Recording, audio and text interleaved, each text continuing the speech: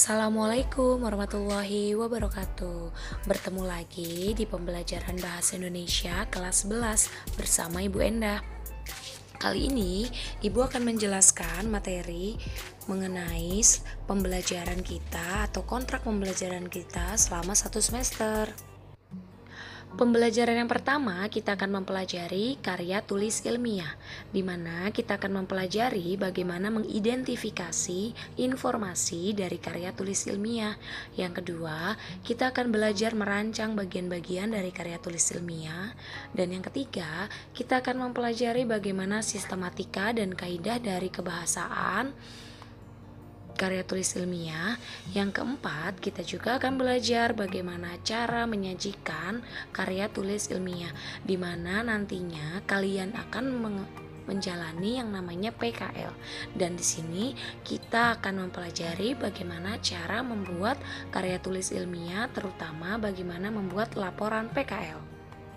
Pembelajaran selanjutnya yaitu mengenai peristiwa alam dan sosial di sekitar.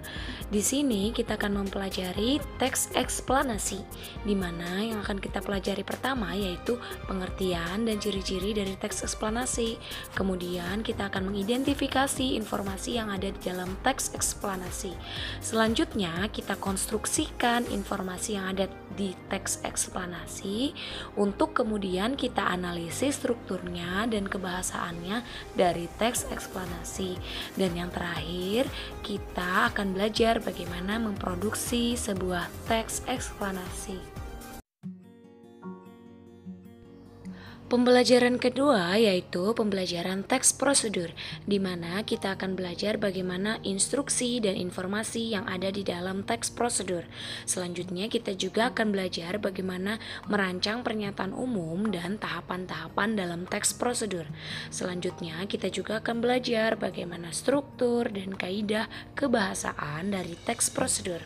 Dan yang terakhir, kita akan menyusun bagaimana cara membuat teks prosedur. Pada materi yang terakhir ini, kita akan mempelajari mengenai teks ceramah, di mana kita akan belajar mengenai definisi dan juga ciri-ciri dari teks ceramah. Selanjutnya, kita akan mempelajari informasi berupa permasalahan aktual yang ada di dalam ceramah. Dan yang ketiga, kita akan mempelajari telaah isi, struktur, dan juga kebahasaan dari teks ceramah. Dan yang terakhir, kita akan belajar bagaimana cara menyusun dan membuat teks ceramah. Itulah materi-materi yang akan kita pelajari selama 1 semester ke depan. Apabila kalian ada pertanyaan, silahkan tanyakan langsung kepada Ibu ya. Semoga kalian tetap semangat belajar meskipun di saat pandemi seperti saat ini.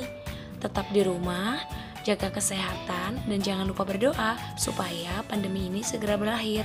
Wabillahi taufik wal hidayah. Wassalamualaikum warahmatullahi wabarakatuh.